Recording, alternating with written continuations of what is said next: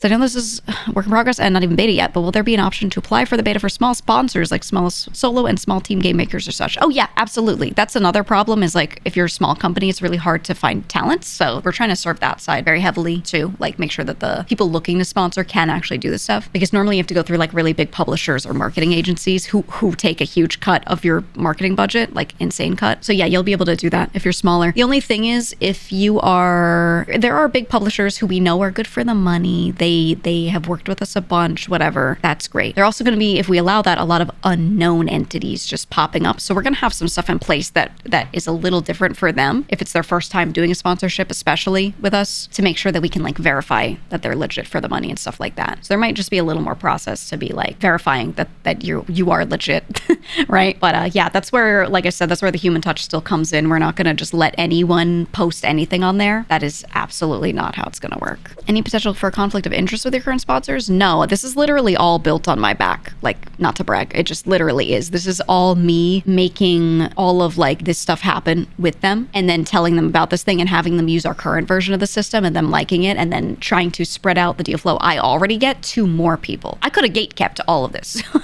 To be clear, I was building this for myself to just like make my workflow easy and like a couple friends, right? Like I was working on this for a small thing. And then I said, oh, you know what? This is actually scalable. Let me do this. But yeah, I could have not shared. So I'm just deciding to share.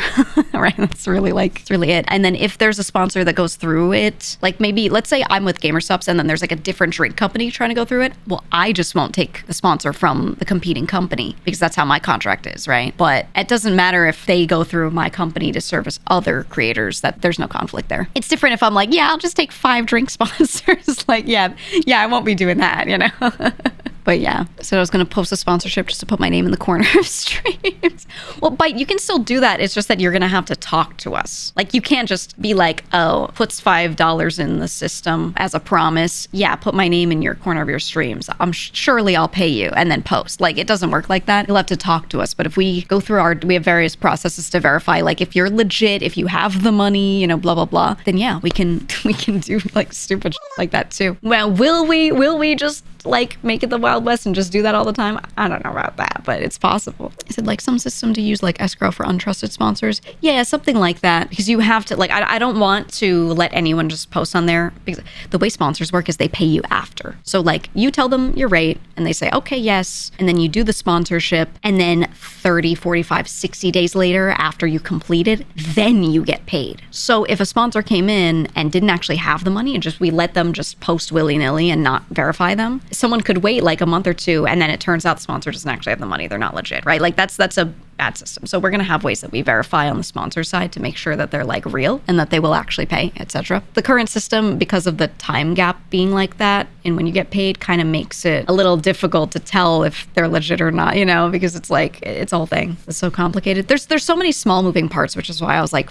a system is just what's needed here. Like we don't need more companies, we don't need more people, we just need like one system that does stuff. It kind of like aggregates info because there's nothing that does that really. Streamer, you know, is constantly inundated with small devs asking his chat and emails. Oh yeah, about this kind of stuff? Yeah, we want to make it possible. I don't want to gatekeep smaller companies, but I just have to also verify them if we're going to do right, like by both sides. So that's what we'll be doing. Yeah, I imagine the sponsors also have to verify that the creator met their end of the agreement, like highlighting certain features on stream. Yeah, so a really good example is like, this is why I wanted communications to be like visible. If you have a contract with a sponsor, it has deliverables. It'll be like one stream for 2 hours on Twitch and one social post that includes like hashtag ad and a tag of this account, like our account. And you have to put this image in your Twitch panels during the sponsored stream, during the segment, right? It'll have like three, four like deliverables listed out like that. And then you say, yeah, for that, I want to do this rate. And they go, okay. And you sign the contract and you're good, right? If the streamer then does the stream and they make the social post, but they don't put, let's say like the panel in their about section. Now, this depends on the way the contracts are. The sponsor gets to decide like what happens in the contract if they don't follow things. But the sponsor can be like, oh my God, the creator didn't do it. Maybe I don't want to pay them or I want to reduce their pay or something, right? The problem is, how do you verify where the problem happened? Because if that person is a manager, let's say the publisher never even gave the panel image to anybody. They put it in the deliverables, they listed in the contract, but they never actually sent the image. Their rep just got lazy and didn't do it or forgot. Well, that's not really the creator's fault then,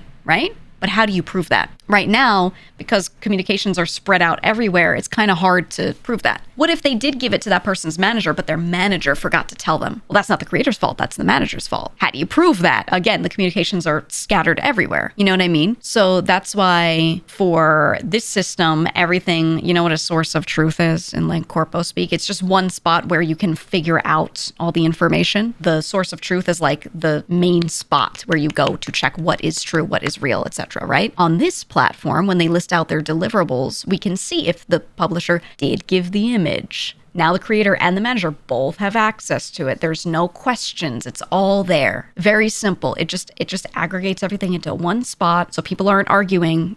You know, you didn't put on the Twitch panel. Well, who forgot it? I don't know. How much do we cut the rate down?